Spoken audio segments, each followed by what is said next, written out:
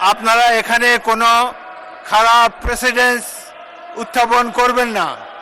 দয়া করে আপনাদের আসনে বসুন।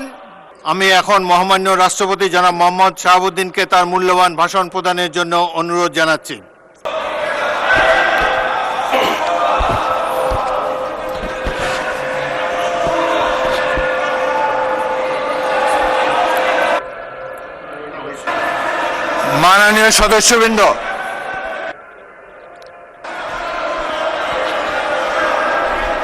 মাননীয় সদস্যবৃন্দ, অনুগ্রহ করে আমার কথা শোনার চেষ্টা করুন। মাননীয়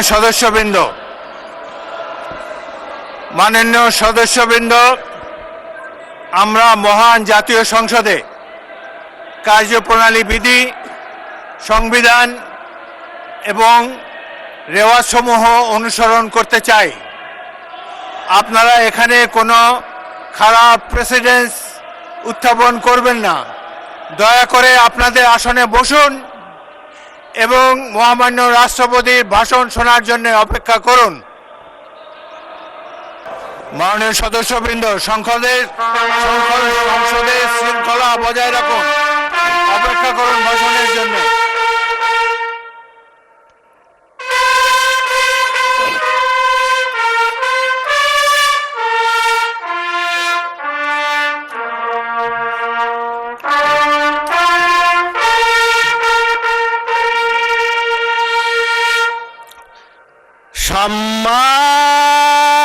সম্মানিত সদস্যবৃন্দ, মহামান্য রাষ্ট্রপতি,